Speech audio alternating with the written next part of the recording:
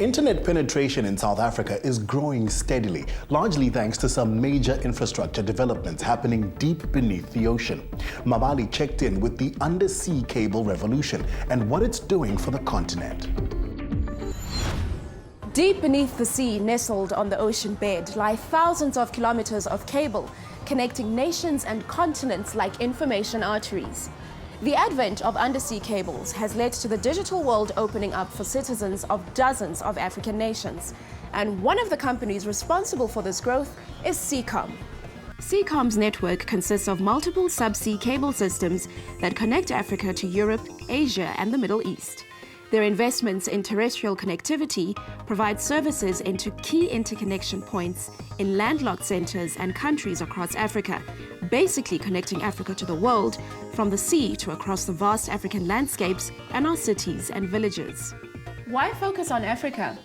So we focus on Africa because the internet in Africa is very much in its infancy.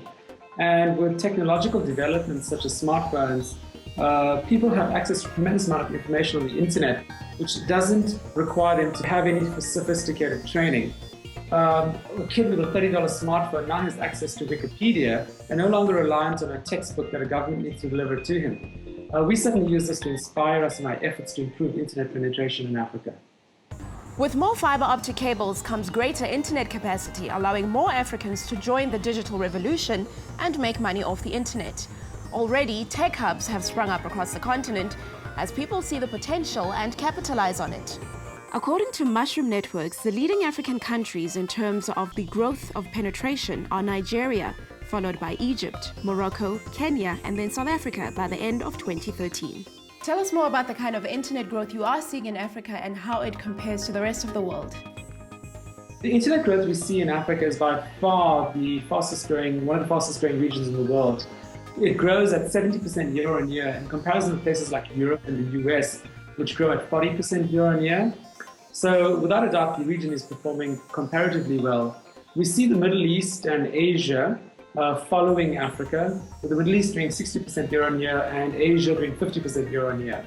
Seacom is privately funded but over three-quarter African owned. So tell us more about that and why that's significant.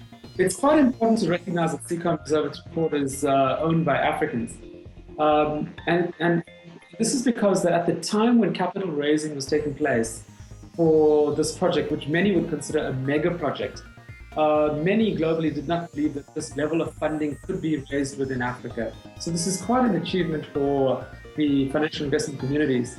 But more so, a massive infrastructure project for Seacom tends to have a very long investment horizon. And you therefore need shareholders and investors that are passionate about the continent, that are related to the continent, and are able to see the long-term opportunity in initiatives such as these. In addition to this investment into the continent, Seacom has upgraded its South African backhaul networks, which are connections that take data further than a conventional A to B connection due to speed or costing issues, linking its west and east coast cable assets between Johannesburg and Cape Town.